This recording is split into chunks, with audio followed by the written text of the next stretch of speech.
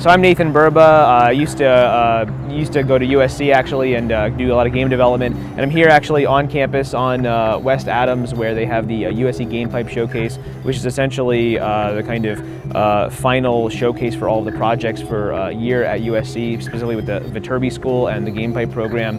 And we're going to go take a look at a number of different video games that a lot of students have developed. This is a kind of an extra building that they have that's actually technically off campus that they're using to showcase a lot of different projects, and there's probably a lot of really interesting things inside, virtual reality games, regular games, and we're excited to take a look at them.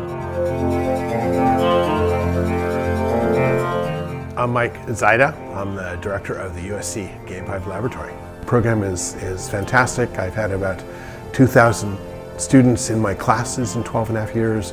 They've gone to over 600 different companies, and they've shipped games played by over 2.5 billion players, and it's probably about $100 billion in revenue over a 10-year span.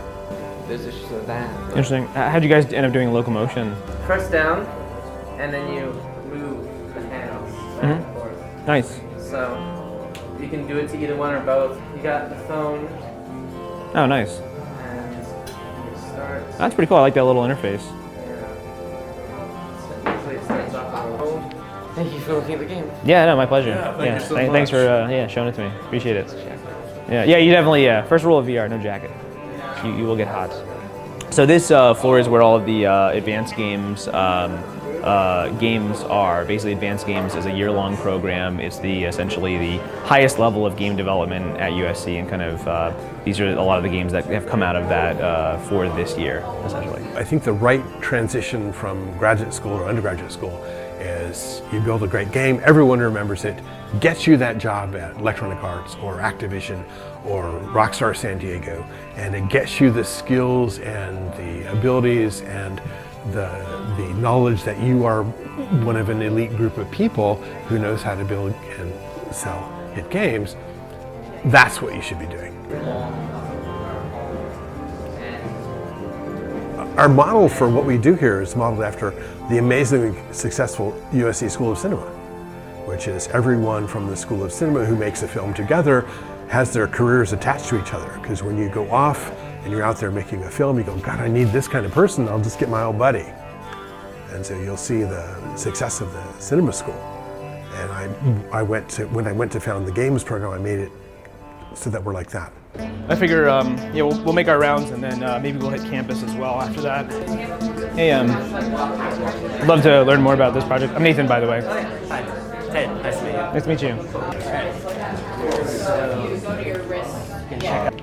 That's cool. We do a lot of work on the kind of like creative, high concept development side of things. Because what we found is that there's a lot of games. There's games all over the place. And even a novel mechanic by itself, a novel mechanic might carry a game that might have come out 10 years ago or something. But in the market today, you need more than that. You need to be able to kind of describe why your game has better ideas, I guess, and why people should kind of take some time with your idea. You really have to have a proper meme, so to speak. Yeah, there's a lot of potential there, I think. I feel like if you capture that meme correctly, then it could blow up and make lots of money. So yeah, very cool stuff though. I love the aesthetic. So we do have a lot of students who go off and form companies. Servo is one, and when they took the advanced games class, they were the very first game that was being built with VR here. They were energetic guys, James Iliff and Nathan Burba. All right.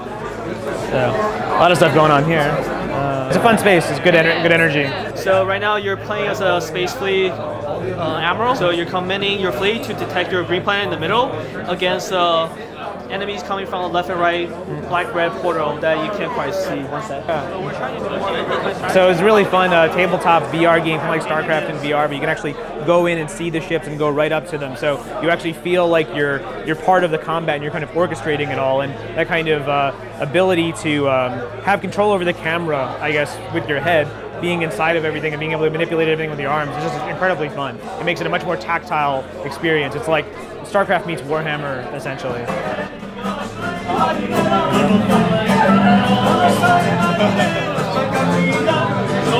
from my standpoint, like I said, I think VR is just a new interface into games, but it's games are still kind of fundamentally the same medium, and they still have a lot of the a lot of similar elements. So I'm someone who enjoys the craft of game development, and it's a beautiful art form. And my students give me great joy. At the end of every semester, they show me the games they build. It's like Christmas. And when May comes around and they've all got internships and jobs somewhere and they show off the games at the showcase, then this is great. It's very energizing.